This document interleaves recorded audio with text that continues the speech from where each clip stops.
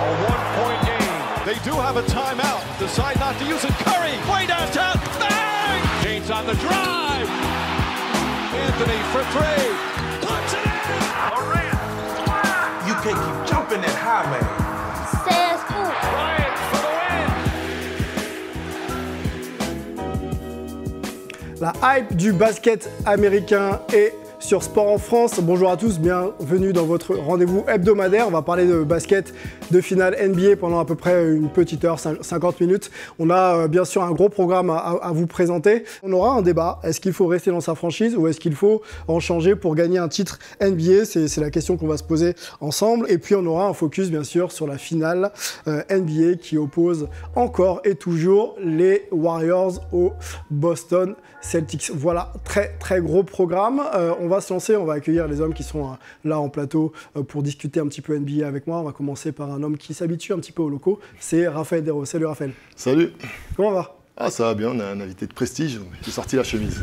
T'as bien fait, je crois que vous vous connaissez en plus. On va le présenter un petit peu après, hein, voilà, vous le voyez à l'antenne. On va du côté de San Francisco pour retrouver Melvin Carsanti qui fait la navette entre Boston et San Francisco. Et il a le temps aussi d'être là pour Hype, ça fait plaisir. Salut Melvin. Salut Sylvain, salut les gars. Antoine est là aussi, est concerné par les finales NBA. Il est du côté de New York. Salut Antoine. Salut. Je confirme que Melvin prend même des red eyes, ces avions, on a l'œil rouge quand on arrive au petit matin.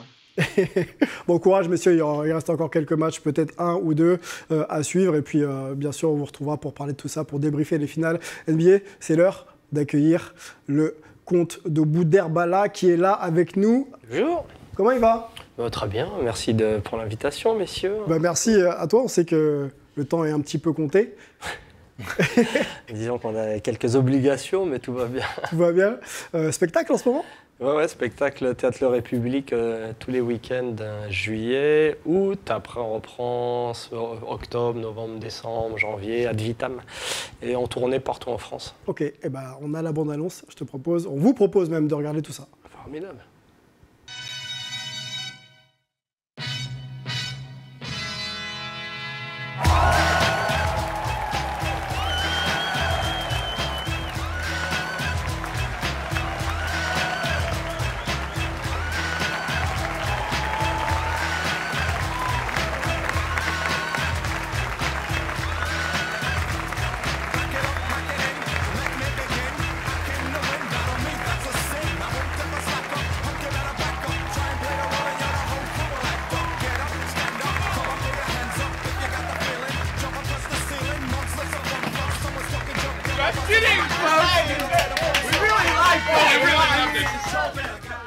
Le comte de Boudherbala, 3e saison, on peut dire ça comme ça. Hein. Ouais, c'est ça. Le mec se prend pour Rocky, de Rambo. Bon, il faut y aller, l'affiche est là et le théâtre de la République, c'est à Paris. Hyper intéressant. Ce qui est intéressant aussi, c'est les maillots que l'on vous offre. On continue avec nos jeux concours. Un maillot au choix à gagner cette semaine, celui de Baron Davis, version Warriors We Believe, hein, pour ceux qui connaissent, et maillot de Larry Bird. Voilà, Celtics, maillot iconique. Alors pour gagner, c'est très simple. Cette semaine, il vous faut tout simplement pronostiquer le vainqueur de la finale NBA. Il y aura au mieux 2 matchs encore à jouer. Donc vous trouvez le vainqueur, vous postez bien sûr sur Twitter le nom du vainqueur et vous retweetez bien sûr le post et vous serez éligible pour gagner l'un des maillots au choix. On avait fait un jeu concours la semaine dernière, on ne vous oublie pas, hein. On a bien sûr le vainqueur qu'on donnera en fin d'émission. Voilà pour la partie un petit peu présentation. On se lance pour les news dans la rubrique Hype ou pas Hype.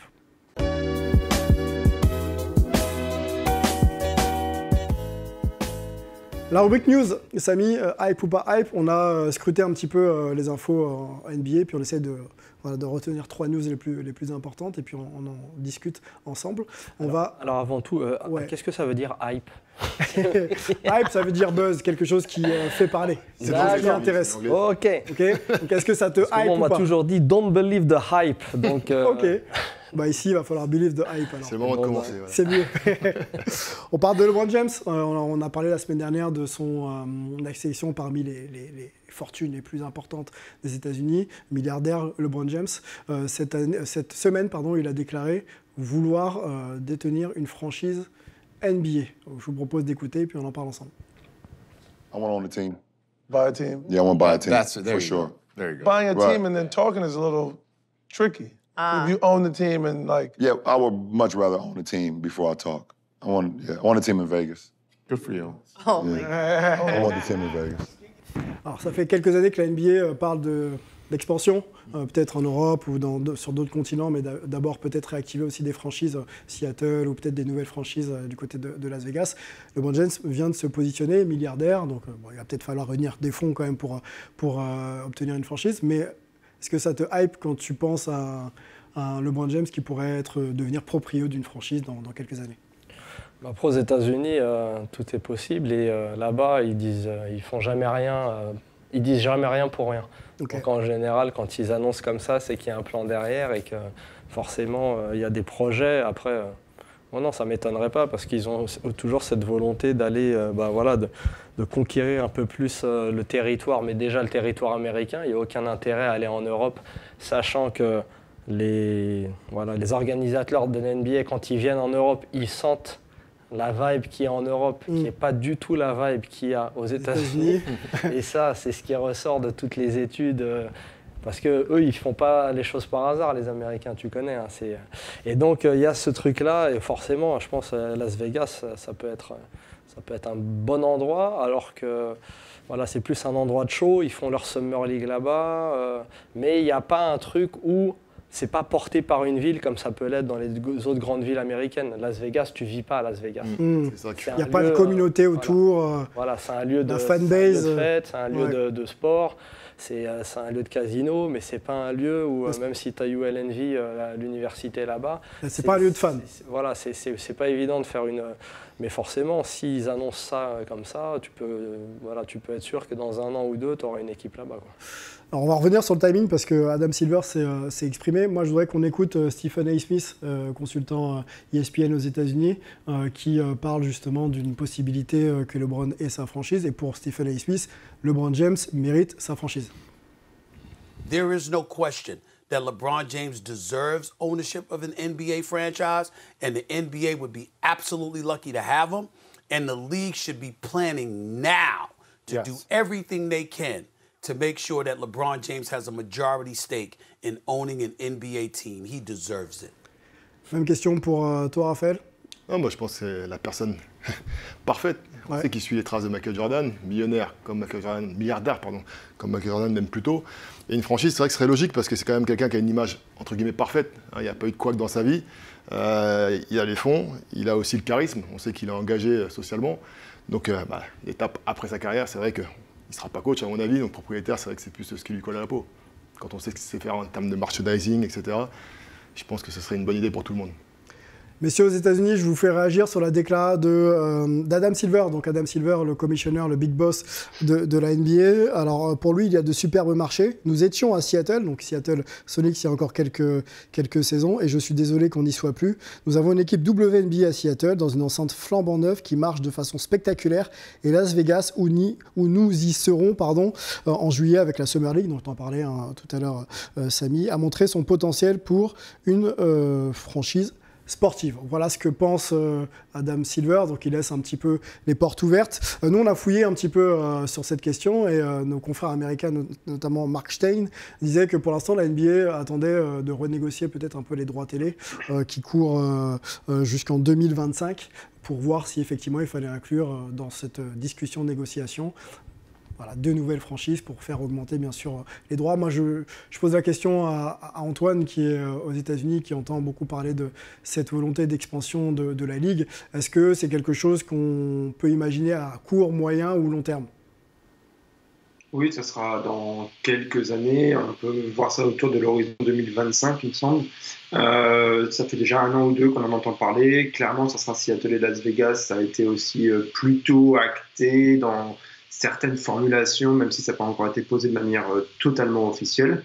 Et c'est en plus c'était un petit peu accéléré du fait que la NBA a perdu de l'argent avec le Covid, donc 2020, etc. Donc rajouter 2 franchises, forcément, ça fait revenir du revenu. Et donc, clairement, il y a la motivation économique derrière. Kenny Atkinson, actuel assistant coach des Warriors, vient de trouver un banc, et un banc plutôt prestigieux, puisqu'il va entraîner les Charlotte Hornets de Michael Jordan, un contrat de 4 ans latent, où c'est peut-être signé. Moi, je me tourne du côté d'Antoine, côté est des États-Unis. Kenny Atkinson, tu l'as vu diriger les Nets. On peut même d'ailleurs voir son bilan. Il passe 4 saisons aux Nets. Il y a 118 victoires pour 190 défaites, donc c'est un bilan négatif, mais il y a quand même une qualification en play-off lors de la saison 2018-2019 et il perd contre les Sixers d'un certain Joel Embiid. C'était un projet en reconstruction à l'époque, les Nets. Est-ce que quand il va arriver du côté des Hornets, il sera un peu dans le même cas de figure, c'est-à-dire projet de reconstruction autour de joueurs jeunes, stars, la Melo Ball par exemple? Je pense que c'est plutôt qu'il va un petit peu reprendre le fil qu'il n'a pas pu continuer aux Nets. En fait, son histoire, on regarde le bilan, on a l'impression que c'est mitigé, mais c'est un coach qui a énormément de respect en NBA parce qu'il hérite des Nets qui sont vraiment décimés après tous les trades qui ont été faits pour avoir Paul Pierce, Kevin Garnett, etc. Et qui après, du coup, permettent plus d'avoir vraiment des tours de draft hauts, surtout. Et donc, il va chercher des joueurs avec, bien sûr, le GM, etc. Mais ils arrivent vraiment à construire un collectif que lui, il pousse, il forme, il arrive à sortir les talents de joueurs qui avaient été soit repérés avant, soit qu'ils ont un petit peu découvert au fur et à mesure. Et ils amènent ce groupe en play-off qui performe pas fou en play-off, mais le simple fait d'arriver à se qualifier, c'était déjà bien. Et donc, ce coach-là a vraiment eu beaucoup de crédit, sauf que derrière, il y a Kevin Durant et Kyrie Irving qui arrivent et que clairement, c'est eux qui l'ont poussé vers la sortie parce que il ne l'écoutait pas pour eux, il n'avait pas assez de crédit. Et donc, cette fois, il va pouvoir reprendre le fil où on a un jeune groupe aux Hornets qui est capable de faire les playoffs, mais pas encore d'y performer. Donc maintenant, il vient s'inscrire dans la continuité de ce qui a été son parcours jusque-là. Il faut savoir qu'en plus, c'est quelqu'un qui a joué en France, qui est francophile, qui est même un peu francophone, même s'il perd de plus en plus son français. Et j'ai d'ailleurs passé une petite assiste à Melvin parce qu'il lui a parlé à San Francisco il n'y a pas très longtemps. Kenny Atkinson, donc nouveau coach des Hornets. Je ne vous fais pas réagir en plateau, messieurs. On va avancer du côté de l'actualité. Je voulais juste dire que j'ai joué contre Kenny Atkinson. Ah, d'accord. Voilà. Grosse info en plus. Mais qu'on s'en bat les couilles. Ça n'intéresse absolument personne. Ça nous intéresse. Si, il était en Pro B à l'époque. Il était à Nantes. Ouais, je crois que c'était à Nantes. C'était à Nantes, c'est sûr qu'il était à Nantes. Après, nous, avec Bondy, mon coach à l'époque, c'était Savo Vucevic. Et on jouait contre Kenny Atkinson. C'est pour ça que son nom... mais c'est ça qui est génial aux États-Unis, c'est que tout est possible. D'ailleurs, le coach de comment il s'appelle cette ligue, c'est Oklahoma. C'est qui le nouveau coach d'Oklahoma? Ah, j'ai plus son nom. Le coach d'Oklahoma. Mark Daigneault. Mark Daigneault, c'était notre manager à Connecticut en première div, mais un manager de chez... En fait, c'était un ball boy. C'est pour ça que c'est flippant les États-Unis. Tout est possible. Tout est possible. Et on va te donner la chance à un moment ou à un autre. C'est ça qui est... La France, c'est un peu différent. C'est un peu plus compliqué. Il faut plus de clés. Je me permets d'en parler parce que vous, c'est pas évident pour vous d'en parler. Mais c'est ce qui est flippant, c'est qu'un mec comme Kenny Atkinson, qui n'a pas nécessairement un background de fou en tant que joueur, là-bas, il va avoir une opportunité. Un Mark Daigneault, il se retrouve à Oklahoma, coach principal. Et je te dis, en université, le gars, il était hyper calé, mais il n'était même pas 5e, 6e assistant. Il était juste manager, tu vois. Voilà. Un parcours un peu à la Eric Spoelstra aussi, qui était assistant vidéo et qui est aujourd'hui à la tête du 8, head coach. Et la côte Est, on va y rester. On va rejoindre notre vlogueur Emeric Parker dans la chronique fraîche.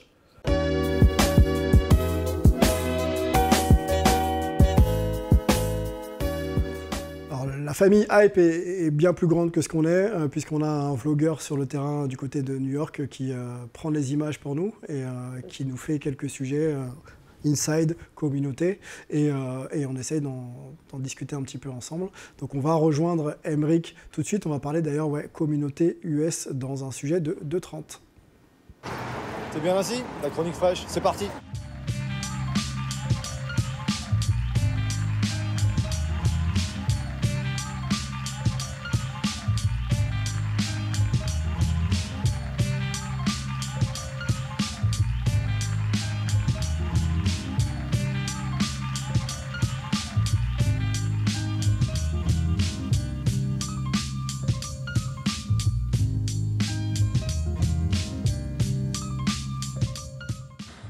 Aujourd'hui, dans la chronique fraîche, nous allons un petit peu nous balader justement à la fraîche. Il a fait très chaud cette semaine à New York, très chaud aujourd'hui, quasiment 30 degrés, une humidité presque insupportable. Les New-Yorkais sont dans la rue et essayent de se rafraîchir auprès des fire hydrants, vous savez, hein, ces bouches d'incendie qu'on ouvre. J'en ai pas encore trouvé lors de ma petite balade hebdomadaire. Ces couleurs de brownstone, je vous en parlais il y a 2 semaines quand on était sur la 125e rue. Mais aujourd'hui, j'aimerais vous parler d'un concept que peu de Français comprennent vraiment, le concept de communauté. Le communautarisme en France, c'est vrai que c'est un mot un petit peu le galvaudé. On n'aime pas trop ce mot, ce terme-là. Mais ici, la communauté, c'est une vraie force et je t'explique pourquoi. La première communauté, c'est celle-ci, le drapeau américain. On est fiers, on est patriotes, on respecte le drapeau, on respecte les vétérans, on respecte l'uniforme, que ce soit la police, les pompiers ou l'armée. Ici, on est fiers d'être américain. C'est un pays qui est vraiment basé là-dessus. La communauté, on l'apprend dans le livre de géographie dès la petite école. Community, c'est un mot qui veut tout dire, mais c'est surtout d'abord une communauté forte américaine. Ensuite, ça peut être ton État, ça peut être ta ville, ça peut être ta paroisse, ça peut être ton ancienne école, ton ancienne fac. Donc, toutes les institutions auxquelles tu vas traverser ici aux États-Unis vont avoir un sentiment très très fédérateur où on va t'accepter. On va accepter ta couleur de peau, on va accepter ta religion. Même si les gens vivent séparés ici, la communauté, c'est une vraie force. Et même un Italo-américain qui n'a d'italien que le nom, qui ne parle pas italien et c'est juste son arrière-grand-père qui a débarqué de Sicile à New York, eh bien lui va se revendiquer comme Italo-américain. On parle d'héritage et cet héritage ici est très très fort et est mis en avant. Et tu vois, pour illustrer mes propos, regarde, ça c'est une école, c'est marqué PS, Public School 133, c'est marqué sur le mur au-dessus du bulldog. Et justement, ce bulldog, c'est la mascotte de l'école. C'est une école élémentaire et ce sentiment fédérateur, même dans une école publique, eh bien, il est mis en avant. Il y a un logo, il y a une mascotte et on est fiers d'appartenir à cette école-là. Et donc tu retrouveras ça après dans toutes les institutions, que ce soit le collège, le lycée ou la fac, hein, puisque ces facs, on porte tous le sweat capuche de Princeton, de Harvard ou de Columbia University ou Stanford. Eh bien ça, c'est fait partie donc de cette communauté américaine. La communauté, comme je le disais, ce n'est pas uniquement une communauté religieuse ou raciale, c'est une communauté dans son ensemble. Et donc c'est un concept qui interpelle un petit peu les Français, puisque nous, le communautarisme, je vous le disais en début, hein, c'est vraiment quelque chose qu'on n'apprécie pas trop chez nous dans l'Hexagone. Ici, vraiment, les communautés sont mises en avant et c'est surtout une force. Une force parce que nous ne sommes pas dans un état-providence comme en France qui prend en charge ses concitoyens. Ici, c'est une économie de marché ultra-libérale, ultra-compétitive, ultra-capitaliste et c'est un peu marche ou crève, chacun pour soi. Donc cette communauté, on en a besoin pour s'appuyer dessus, pour se rendre, se donner des petits coups de main et s'aider mutuellement dans la vie de tous les jours. Et quand on parle de communauté ici aux États-Unis, on parle aussi de cette notion de give back, redonner à sa communauté. C'est très important pour les Américains. Tu vois, Keith Haring en 1986, il fait cette fresque qui a été restaurée depuis. Crack is whack, important de mettre en avant ce fléau du crack. Le crack, c'est de la merde.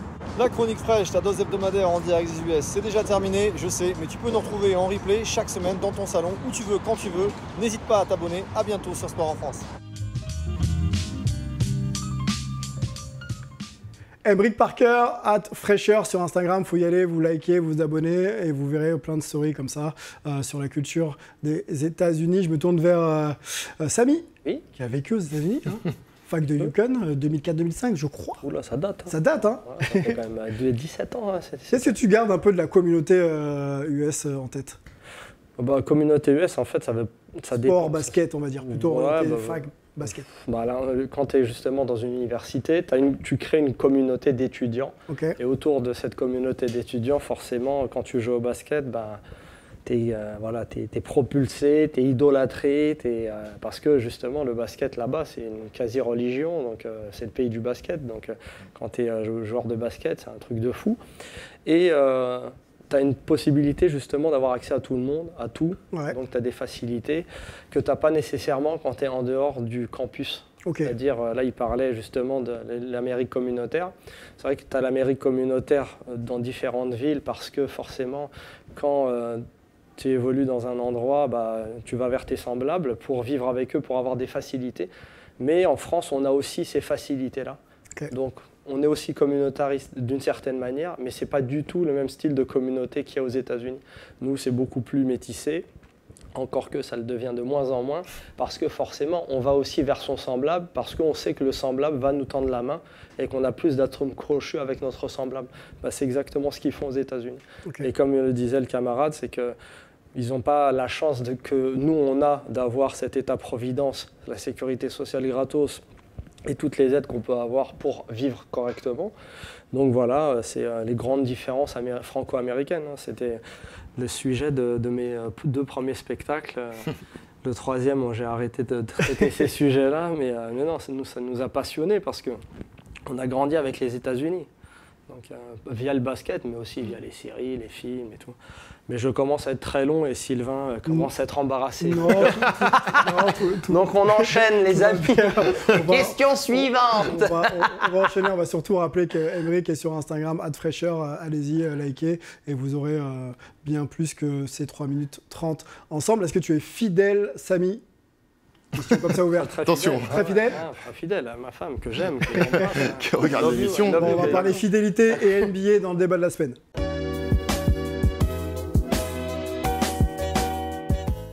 J'étais surpris avec ma question. On va parler fidélité à NBA. On a toujours un petit débat un peu intemporel. La semaine dernière, on parlait un petit peu de legacy, héritage. Quel est le joueur qui a le plus révolutionné la NBA? On commence par toi, Raphaël. Est-ce que toi, en tant que joueur, tu as joué, tu étais encore sur le terrain il n'y a pas longtemps, est-ce que ton intérêt, c'est d'aller chercher les titres à tout prix, donc changer de franchise, ou être fidèle à une franchise et puis se dire, bon, si ça vient, tant mieux, si ça vient pas... Moi, le truc que je raye d'emblée, c'est un peu ce qu'ont fait des joueurs comme Gary Payton, Mitch Richmond, des mecs qui font toute une carrière quelque part. Ouais. Puis, ça y est, les genoux ils commencent à grincer. Il me faut une bague, et je vais prendre l'équipe championne, j'y vais pour le salaire minimum. Ça, je valide pas. A contrario, ce qu'a fait un Kevin Garnett, c'était presque trop. Rester à Minnesota aussi longtemps, j'aurais aimé le voir partir un peu plus tôt. Et donc, pour moi, le juste milieu, si on oublie la fin de carrière, c'est Shaq. Shaq qui a lancé un truc à Orlando, qui a quand même donné des bonnes saisons. Après, qui part à Los Angeles, pareil, qui donne des bonnes saisons. Des vrais cycles. Voilà. Et ça, pour moi, c'est un peu juste mieux. Et quand on peut, bien sûr, c'est toujours plus noble de faire tout avec une franchise, de la porter, de vivre chaque étape avec elle et d'avoir une bague à la fin. On se remet dans le contexte Kevin Durant, vous vous souvenez, l'ancien joueur d'OKC qui est passé par les Warriors et qui explique donc dans l'émission All the Smoke pourquoi il a fait ce choix-là. The Warriors were so intriguing because with OKC, I play with a lot of athletes. I didn't play with a lot of skill guys, not like shooters, ball handlers. So after a while, my game started to grow. I was like, I need a change. This is before the season even started. I was tired of playing in that system. I was tired of having to be the only guy that can make threes, make jump shots, and consistently make them. So my mind was already thinking about how can I develop my game more so than the Warriors versus Thunder, that rivalry. Even if that was a rivalry, I didn't give a fuck. I just wanted to keep developing my game. Me going there and playing for them, it didn't matter if we'd have won or lost the series. I wanted to play there and live in the Bay.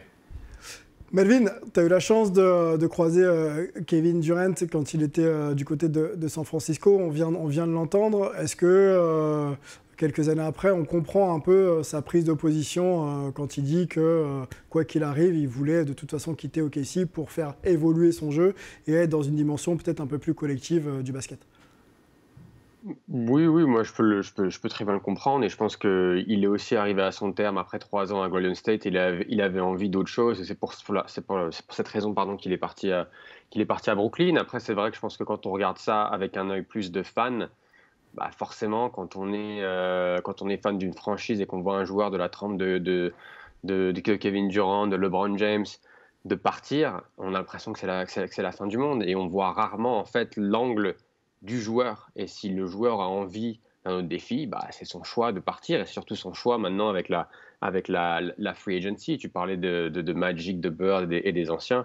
À cette époque-là, il y avait des contrats qui étaient beaucoup plus longs et 2, tu demandais pas de transfert. C'était pas quelque chose qui se faisait. C'est quelque chose qui est arrivé dans la NBA moderne où tu peux du coup faire des demandes de transfert et même forcer à être transféré si c'est dans une équipe qui peut pas jouer le titre, par exemple. Samy? Aussi, après, la dimension qu'il faut prendre en compte, c'est l'argent. Il y avait beaucoup moins d'argent à l'époque. Maintenant, tu as des contrats de dingue, de 150, 200 000. C'est hallucinant maintenant. Et le rapport de force entre le coach et les joueurs et le general manager a considérablement changé. Donc tu ne peux pas comparer ces périodes-là.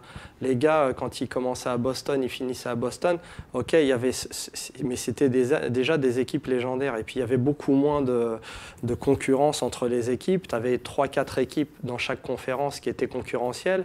Et là maintenant, c'est complètement différent. Et les gars, ils sont beaucoup plus auto-centrés sur leur carrière à eux. Là, ils parlent de son niveau de jeu.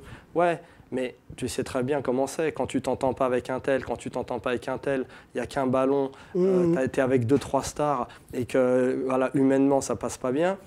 Forcément, tu changes, mais tu vas aussi vers l'oseille et tu essaies de compiler oseille et possibilités de titres. Et les gars, ils savent qu'ils sont là 10-15 ans, ça passe tellement vite. Et a posteriori, tu ne peux pas avoir le recul nécessaire parce que tu y crois toujours au départ. Tu vas dans une franchise et tu te dis, bon, bah voilà, ils vont construire autour de moi. Mais ça va tellement vite et chaque année, s'ils ne prennent pas les bons éléments, bah, tu rates ta saison. Et si tu fais première saison ratée, deuxième, troisième, quatrième, cinquième, tu arrives à la cinquième et là, il faut vite réagir. Et c'est un marché qui va tellement vite que les gars, ils prennent des décisions très très personnel. C'est même plus des décisions d'équipe. C'est que forcément, après, les mecs, ils vont à la facilité. Ils se disent, bon, je vais avec les meilleurs parce que... Et ça donne les résultats que ça donne. Alors, les mecs dont tu parles, on peut peut-être les montrer en image. On vous a fait un petit tableau qu'on a appelé le club des infidèles. Voilà. Donc, ça fait quand même... Ça fait quand même du beau monde, hein. On voit que ça bouge de franchise en franchise. Et puis on peut enchaîner peut-être aussi avec une autre décla, peut-être. Une décla. Non, on va aller sur le club des fidèles. Pardon, je suis en train d'embrouiller notre chef d'édition.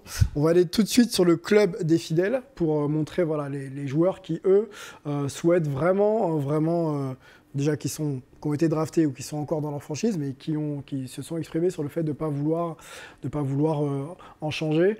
Moi, je vais lancer Antoine sur ce club des fidèles. Quand on voit un Bradley Beal, quand on voit un Joel Embiid, par exemple, est-ce que c'est des joueurs qui n'auraient pas intérêt quand même pour aller chercher un titre à se mettre dans de meilleures situations ?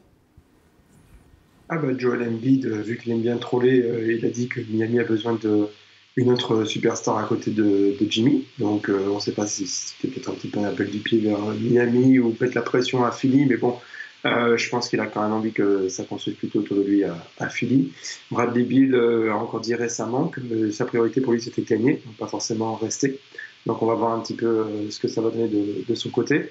Maintenant, voilà, moi je comprends à peu près tous les scénarios. Finalement, chacun a une personnalité, sa propre culture. Il a idolâtré un joueur qui a eu une certaine carrière ou un autre qui a eu une différente forme de carrière. Tu avances avec ce que tu as. C'est un choix qui reste personnel. Donc, tous les arguments se valent. Là, quand même, le sentiment autour d'un Damian Lillard qu'on a à l'écran, c'est qu'il est un petit peu dans une position de Kevin Garnett, que mentionnait Samy plus avant. C'est qu'il reste un petit peu trop longtemps dans une franchise où là, on ne les voit vraiment pas jouer le titre. Donc, est-ce que, vu son âge, vu ses capacités, vu son talent, il aurait peut-être intérêt à avoir un grand rôle. En plus, c'est vraiment pas juste aller chasser une bague, c'est aller dans une équipe où, parce qu'il est là, ils peuvent gagner une bague. Un autre carton à vous présenter, une franchise pour la vie. On l'a nommé comme ça. On a Dirk Nowitzki qui fait 21 saisons du côté de Dallas. On a Kobe, le regretté Kobe qui fait 20 saisons du côté des Lakers. 19 pour John Stockton à Utah. 19 aussi pour Tim Duncan du côté des Spurs. Et 18 saisons pour Reggie Miller, le shooter des Indiana Pacers. Donc voilà, on est dans une autre ère avec des joueurs qui font quand même... Ils sont rares, hein. Ils sont pas nombreux quand même à faire autant de saisons dans ces clubs-là. Mais on voit quand même qu'il y a une fidélité accrue qui a amené quand même certains résultats. Je me tourne vers Raphaël. Tu as vu les Spurs de Tony Parker, 4 titres NBA, même 5 d'ailleurs pour la franchise, et surtout Tim Duncan. Est-ce que c'est aussi un exemple à suivre pour cette nouvelle génération que de se dire ça va venir, on reste là et puis ça va venir? Ce que j'allais dire aussi, la différence, c'est que là on parle de franchises qui ont tout mis en œuvre pour faciliter l'accession à la bague pour leurs joueurs, ce qui n'est pas toujours le cas pour un Dame Lillard, par exemple, qui déjà de par le marché en lui-même, qui est compliqué, du fait qu'à la draft, c'est quand même pas le même nez que les San Antonio Spurs. Et puis tout à l'heure, on voyait les infidèles. Fidèle, Russell Westbrook, c'est plus ce mec qu'on a plaqué à chaque fois. Parce que quand on regarde, il a été échangé. Pareil, il n'a pas eu le choix, c'est sa destinée. Donc c'est ça aussi, il faut mettre aussi les choses en ordre. Voilà, Kevin Durant, ce qu'on lui reproche, c'est pas d'être parti. C'est d'être parti vers la facilité. S'il était parti aux Clippers ou directement à Brooklyn à l'époque, personne ne lui en aurait voulu. On était même d'accord avec lui et heureux pour lui. Moi, ce qui m'a dérangé, j'adore Kevin Durant, pardon, j'ai jamais pu l'encourager aux Warriors parce que pour moi, c'était de la triche. On joue à une équipe qui a gagné 73 matchs. Même à la console, je n'ose pas faire ça. Même quand je joue à NBA 2K, si je prends Kevin Garnett aux Warriors, je me dis, bah, j'ai triché, j'ai pas été cool. C'est pas juste. Raphaël, les Warriors, j'ai l'impression que c'est pas ton équipe. Ah non, j'adore les Warriors. Maintenant, là, honnêtement, moi, ma volonté, c'est qu'ils gagnent en 7 matchs. et que Steph Curry soit MVP. Parce que c'est vrai que ça lui manque, il s'est fait un peu voler le premier titre de MVP. On va en parler après. J'aimerais voir ça. Donc non, j'adore leur système, etc. Maintenant, quand on a incorporé Kevin Durant là-dedans, pour moi, on a biaisé le truc et ça m'a dérangé, honnêtement.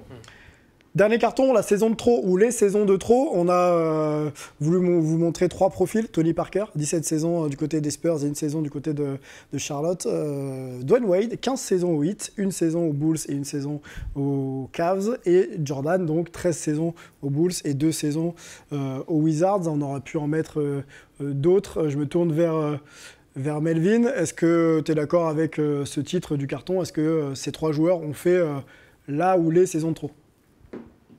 Alors, je mettrais Tony Parker et Dwayne Wade dans la même catégorie. Par contre, je mettrais Michael Jordan à part parce que il est vraiment revenu après et avec une volonté de vouloir passer un peu plus du côté du management des Wizards.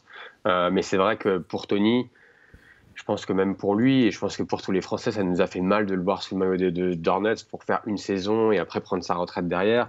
Pareil avec Dwayne Wade. Je pense qu'il y a eu des problèmes avec Pat Riley et avec surtout un aspect financier, de ne pas pouvoir avoir le contrat qu'il désirait. Et du coup, il est parti à Chicago parce que c'était sa ville natale, mais bon, sans faire une super saison. Pareil à Cleveland, et on le voit après, il est revenu à Miami pour prendre sa retraite.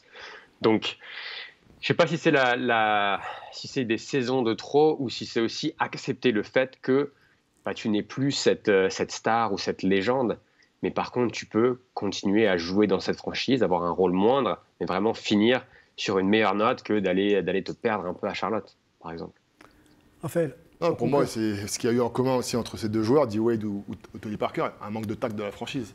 Pour moi, quand on a autant donné, on ne peut pas refuser un contrat, parce que ce n'était pas les contrats à Kobe qui demandaient les deux joueurs. C'était des contrats corrects, en rapport avec leur statut. Et quand on a donné autant à une franchise, pour moi, il y a un manque de tact de la part de Miami et de la part des Spurs. Ouais, c'est souvent comme ça en fait, c'est que les gars ne voient pas les sacrifices que les joueurs font et l'histoire qu'ils écrivent. Business, quoi. Ça reste un business malgré tout, même en fin de carrière, malgré tout ce que tu as pu donner pour ta franchise. Non, c'est que après c'est surtout, on ne le dit pas assez, mais il y a une super hypocrisie vis-à-vis de certaines équipes et du management de l'équipe sur les joueurs. Parce que c'était Jordan qui disait ça dans Last Dance. Il disait qui va sur le terrain avec la grippe, qui fait ses trucs. C'est pas Jerry Krause, c'est pas Jerry Krause, c'est les joueurs. Sauf que c'est qu'à un moment, les présidents, ils sont dans du business, ils sont dans du management, ils s'en foutent des états d'âme. Donc, et c'est le problème. Et c'est pas que aux États-Unis. Ou les réussites. C'est partout. C'est partout. Oui, mais c'est con, mais tu vois, il y a aussi une culture dans certains pays où tu remercies, où tu as un côté où tu rends le feedback, tu vois, le giving back, il est hyper présent dans certaines et bizarrement sur certaines carrières. Tu te dis, c'est con, c'est que de la décision, c'est de la ressource humaine. Les gars décident de laisser partir alors qu'ils peuvent, comme il disait Raph, tu peux leur donner $1 million pour eux, c'est rien du tout, ou $500 000 en plus, et les gars, ils finissent à la maison et tout le monde est content. Juste pour conclure, du coup, est-ce qu'on a bien compris que les joueurs n'ont pas forcément leur destin entre leurs mains, mais sur notre question de la fidélité pour avoir une légende tout en haut ou briller, est-ce qu'il vaut mieux pas justement rester dans sa carrière, dans sa franchise et avoir justement une carrière reconnue, ou alors d'aller de franchise en franchise pour aller gagner un titre? Si on a l'opportunité de le faire. Ça a plus de saveur quand même de rester dans sa franchise. Dirk Nowitzki, ça en vaut 2 ou 3. Okay. Quand LeBron il rentre à la maison, qu'il gagne son titre, pour moi ça a plus de valeur que ses titres à Miami. Bon, mais ça après, c'est ce qui est intéressant, c'est que c'est des histoires exceptionnelles. Et ça, tu peux le voir qu'a posteriori. Tu sais pas au départ comment ça va passer. Il faut savoir qu'après, ça reste du business. C'est du sport, mais c'est aussi du business. Donc les gars, ils doivent être bons sur le terrain, mais ils doivent manager aussi leur carrière. Et donc il y a un moment, ça va vite. Un moment. Avec Isaiah Thomas à Boston. Oui. Le mec, il performe et puis ensuite. Il se sacrifie, se blesse pour la franchise. Et derrière, l'année d'après, il est blessé. Salut, transféré. Et là, il a joué, il a eu un décès. Le business de la NBA est difficile pour les joueurs et les franchises. C'est le sport en général. Des notions de décision très rapides. C'est tout le temps comme ça. Et à tous les niveaux. Tu regardes en France, exactement la même chose. Donc, je pense que c'est pas que ce soit un truc. C'est pas une question de fidélité, infidélité. C'est pas ça. C'est qu'en fait, poser ce débat comme ça, c'est être assez naïf. C'est que il n'y a pas de question de fidélité, d'infidélité. C'est que les gars, ils sont là. D'opportunité. Bah, c'est ça. Très bien. L'opportunité de la NBA, vaste débat, vaste discussion. Je suis en train de perdre tout le matos. On va continuer, on va discuter avec Samy dans le TV décalé. Ouais, exactement.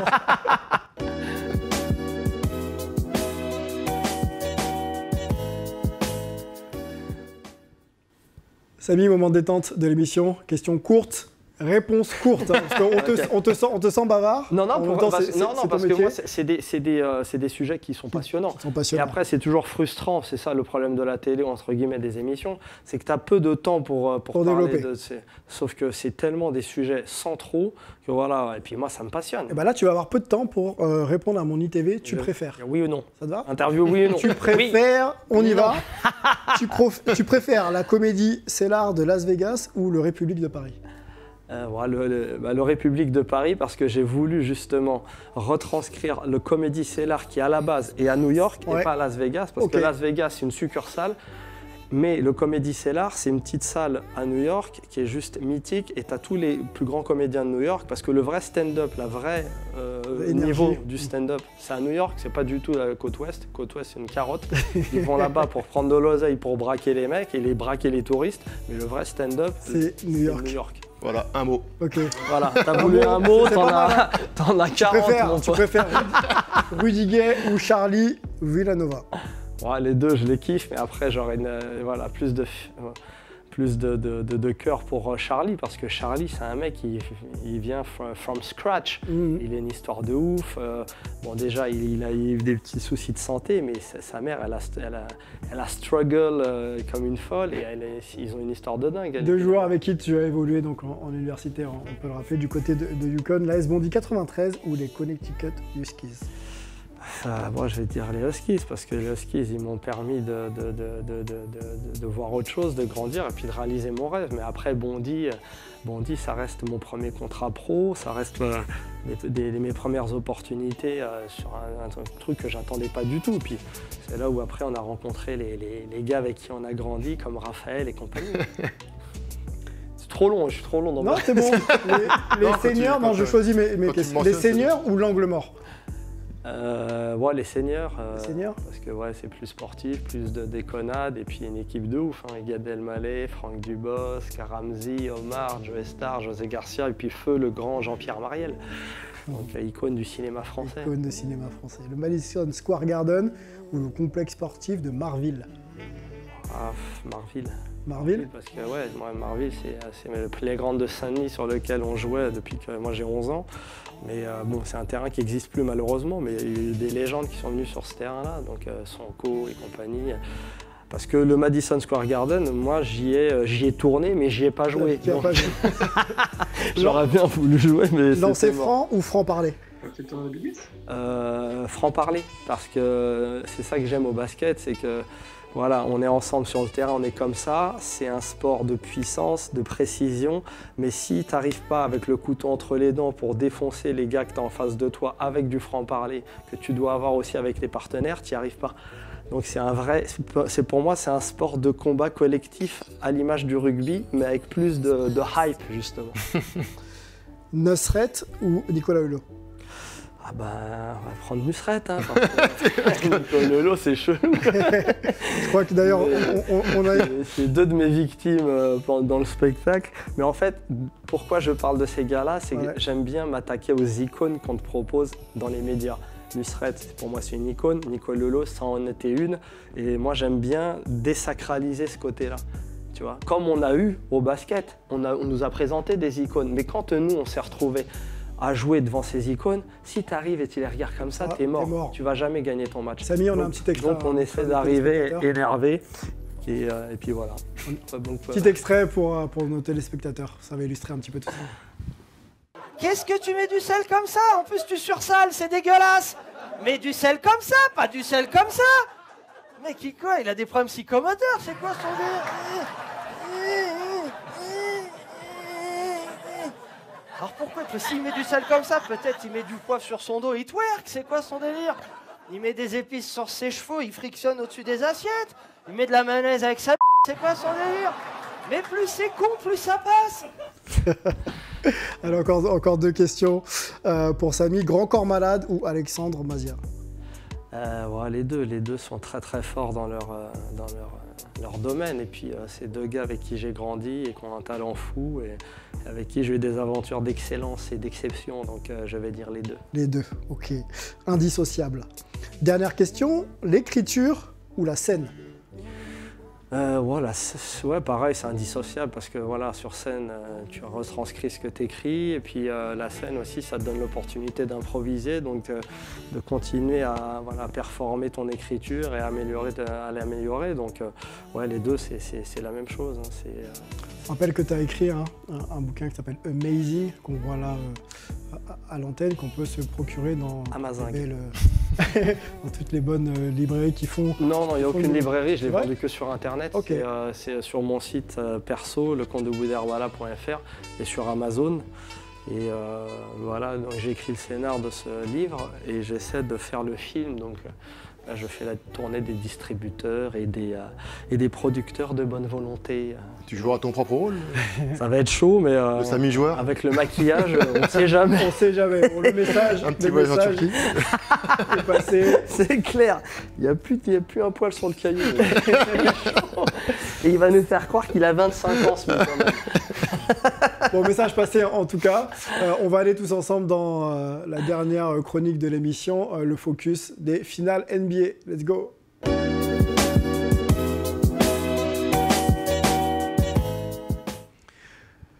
3-2, messieurs, dans la série, on vous avait laissé à 1 partout, donc ça avance 3-2 pour les Warriors, un match du titre. On va, avant de débriefer les performances d'un homme, hein, puisque ça tourne autour de Steph Curry, hein, savoir si les Warriors vont prendre le titre ou pas. On essaiera aussi de débriefer un peu le reste avec le temps que l'on a. Melvin était du côté de Boston pour prendre quelques images un petit peu inside et nous faire vivre l'ambiance des finales NBA côté Est des États-Unis. On y va et puis ensuite on débriefe bien sûr les finales NBA.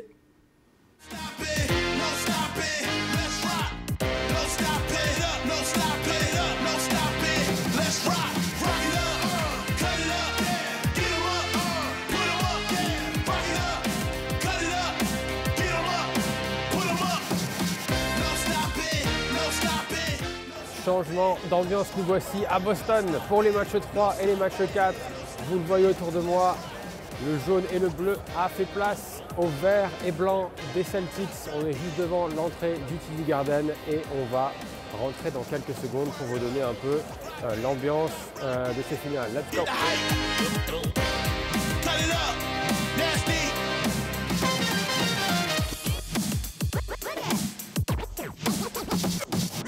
Nous voilà à l'intérieur du TD Garden, une ambiance un petit peu différente, une salle qui est beaucoup plus compacte que le Chase Center, mais il y a beaucoup d'histoires sur les murs, vous les voyez, et on va vous faire visiter tout ça.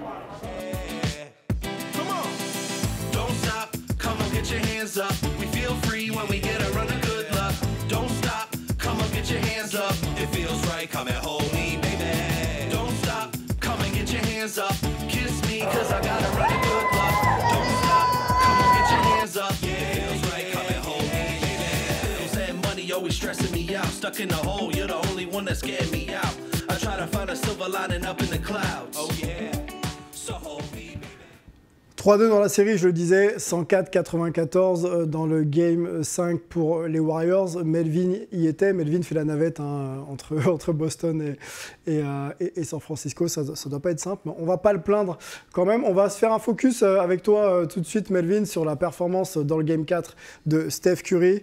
Steph Curry royal, 43 points, 7 sur 14 à 3 points, 4 passes, 10 rebonds. On a du mal à situer toujours les performances de Steph Curry, que ce soit en saison régulière ou en finale NBA, hein, pas de titre d'MVP des finales pour l'instant, alors qu'il est monumental. En quoi cette performance, même si on sait que dans le Game 5 ça a été un peu moins le cas, en quoi cette performance est historique selon toi, Melvin?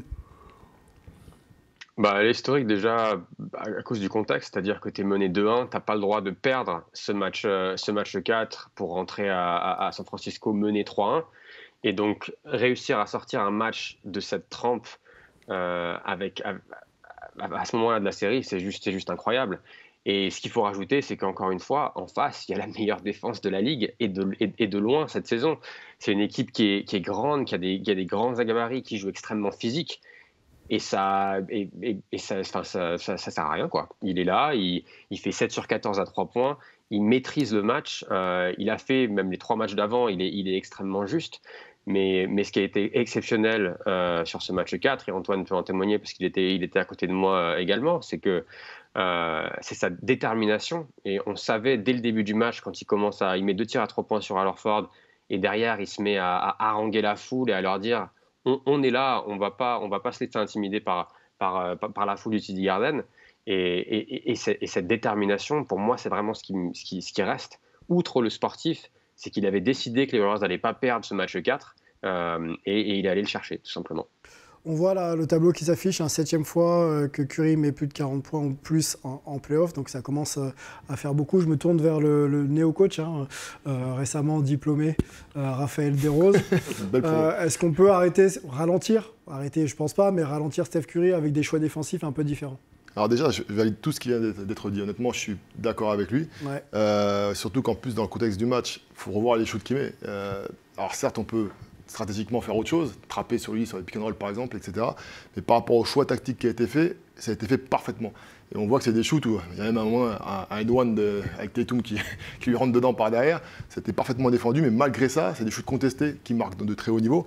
Après, comme ça a été souvent débattu, le problème, c'est que si on trappe vraiment Steph Curry, qu'on fait libérer le ballon, derrière, on met les Warriors sur leur force, qui est leur collectif. Okay. Parce qu'après, forcément, derrière, il y a un surnombre, il y a un 4 contre 3 qui se joue. Et comme le disait Udoka avant ça, pour l'instant, en termes de défense, avant ce match-là, c'était quoi, je crois 105 points encaissés par match. C'est très bon. On parle des Warriors qui étaient à 115 ou qui ont mis une raclée. Donc le travail défensif est fait quand même. Donc le travail est fait. Après, c'est des choix tactiques. Et puis le jour où le mec est chaud, trop chaud, c'est dur à arrêter. Maintenant, est-ce qu'on peut le ralentir? Oui. Le match d'après, il a été ralenti. Il a été ralenti, même sur des moments clés. Il a quand même fait le boulot avec un petit flotteur, des petits paniers qui font la différence. Mais on a vu l'équation. Soit Steph Curry brille, soit c'est les coéquipiers. Choisissez votre poison. Choisissez votre poison. Steph Curry qui rentre avec ce match 4 dans un club très fermé des 5 ayant marqué 40 points et 10 rebonds en finale NBA. Donc Steph Curry, bien sûr, Dwayne Wade, Jerry West, Magic Johnson, Michael Jordan. Rien que ça, quand même. Les 5 arrières. 5 arrières en plus. Qu'est-ce que ça suggère à Samy? Non, mais il manque son nom déjà, en tant que meneur de jeu. Comme disait Raph, c'est compliqué ce genre de joueur à défendre. Donc tu subis et tu pries pour qu'il en rate quelques-uns, quoi. Mais bon, là, c'est parti pour MVP facile. Mais non, c'est un joueur exceptionnel. Il y a un tweet de Magic, d'ailleurs, tu parles de MVP, qui voit Steph Curry, même si ça ne devait pas gagner pour les Warriors, malgré tout être MVP. Alors on sait qu'aux États-Unis, il vaut mieux être dans l'équipe qui gagne. Donc voilà un peu l'éloge de Magic Johnson. Je voudrais qu'on aille tout de suite quand même sur le Game 5. Tu le disais, Raphaël, ça a été un peu moins bien pour Steph, mais victoire quand même des Warriors avec un Wiggins quand même très au-dessus de la moyenne au niveau du scoring et au niveau du rebond, qui fait aussi une finale NBA plus qu'intéressante. Est-ce que les Celtics là vont pouvoir répondre dans le Game 6 quand tu vois que même des Wiggins peuvent se mettre au diapason? On n'a pas encore vu Klay Thompson de manière très, très régulière. Comment tu vois les choses un peu évoluer? Déjà, pour ce qui est de Wiggins, je tiens à le féliciter parce que je ne suis pas son plus grand fan. Et c'est vrai que souvent, c'est quelqu'un qui brillait, mais pas dans les moments clés. Et là, c'est vrai que sur ce match-là, je trouve que sur les moments clés, en fin de match, il a été présent, ce qui n'était pas le cas sur les autres rencontres. Après, je pense que la série va repartir à Boston. Ça va durcir. On l'a vu, c'est pas pareil d'être à domicile ou à l'extérieur dans cette finale quand même par rapport à ce qui est permis de faire en défense. Donc moi, je vois bien Boston prendre le prochain match. Mais après, encore une fois, c'est leur manque d'expérience qui me fait peur. Et on le voit quand ils ont l'occasion d'écraser les Warriors au fin de troisième quart-temps. 2 mauvais choix en attaque. Le shoot de Tatum dans le corner, alors qu'il peut driver, il y a des fautes d'équipe. C'est un mauvais choix. Le shoot de Brown, de ne pas le prendre assez tard dans la possession pour qu'il n'y ait pas cette contre-attaque et ce shoot au buzzer. C'est ces petits trucs d'inexpérience qui me font un peu peur. Donc je pense que le prochain match, ça passe. Le dernier, ça risque de ne pas être assez. On est pris par le temps. Je pose une question à Antoine pour conclure ce focus et surtout s'orienter côté Boston. On surveillait un peu les performances de Tatum et de Jaylen Brown. On a l'impression que les deux se succèdent vraiment, ils ne sont pas vraiment performants en même temps. Est-ce que tu peux valider mon propos et comment tu vois les Celtics, pour conclure, réagir pour le Game 6 et éventuellement la suite? Ouais, ça a été un petit peu ce qui a été dit au fur et à mesure des playoffs, même pas juste que des finales. Il me semble que quand même le match 4, ils arrivent tous les deux à plutôt bien performer. Pardon, le match 3, où les deux arrivent à bien performer sur un plus de 20 points, mais sinon, oui, parce que c'est ce qui leur permet justement de passer un petit peu cet écueil. Et donc, on attend une forte réaction. Forcément, ils n'avaient jamais perdu 2 fois dans ces playoffs. On a du mal à les imaginer perdre 3 fois, surtout devant leur public qui les a vraiment portés. Maintenant, voilà, il y avait un match où on avait dit qu'à problème d'expérience, justement, ils risquaient de le perdre. Pour moi, c'était le match 4. Donc maintenant, il ne va pas falloir refaire une boulette. Après, on va voir pour la suite. Allez, pour finir, un prono, on va demander à Samy comment tu vois la série se terminer. Warriors ou Celtics? Moi, perso, j'aimerais bien que Boston gagne, parce que j'aime bien Boston. T'aimes bien Boston? Okay. Ouais, non, je trouve qu'ils ont une équipe intéressante et t'es pas à l'abri qui renversent la vapeur. Okay. Donc, on va voir. Raphaël? Pour moi, tous les scénarios sont possibles, mais j'aimerais bien voir les Warriors l'emporter en 7 pour qu'il y ait ce respect quand même pour Boston, mais qu'il y ait enfin ce titre de MVP pour Curry. Melvin? Moi, je dis Warriors en 7 depuis le début de la série. Je pense que Boston va pouvoir repartir sur le match 6, et en particulier avec toute l'énergie de leurs fans. Je pense qu'ils vont arrêter de perdre des ballons, parce que c'est vraiment ça qui les tue lors des matchs 4 et 5. Donc je pense qu'on aura droit à un match 7, et sur un match 7, tout est possible, mais je donnerai quand même un léger avantage aux Warriors. Allez Antoine, pour conclure, ton prono, finale NBA. Moi j'avais dit 4-7 Warriors ou 4-6 si Boston perd un match à l'expérience, justement, au manque d'expérience, ça s'est déjà passé. Donc on va voir, parce que quand même, perdre à domicile, c'est difficile. Mais il faut noter que Steve Kerr, avec son coaching, a réussi à maintenir les Celtics à moins de 100 points 3 fois déjà dans cette finale. Donc si c'est encore le cas jeudi soir, c'est mort. Ok, bon, c'est la question qu'on pose aussi à nos téléspectateurs et nos internautes pour gagner donc le maillot de Baron Davis, version We Believe des Warriors ou celui de Larry Bird. Il faut tout simplement pronostiquer le vainqueur de la finale NBA. Alors, donc il y a soit un match ou 2 matchs pour avoir la réponse. Vous allez sur les réseaux sociaux, vous nous donnez votre réponse et ensuite vous serez éligible pour gagner l'un de ces maillots. Et puis on donnera bien sûr la réponse dans l'émission de la semaine prochaine. D'ailleurs, concernant le précédent jeu concours, c'est Hugo Potok qui a remporté donc un maillot de son choix. Il faudra qu'il puisse nous le dire bien sûr en commentaire sur les réseaux sociaux, soit Warriors, c'était Steph Curry ou Paul Pierce.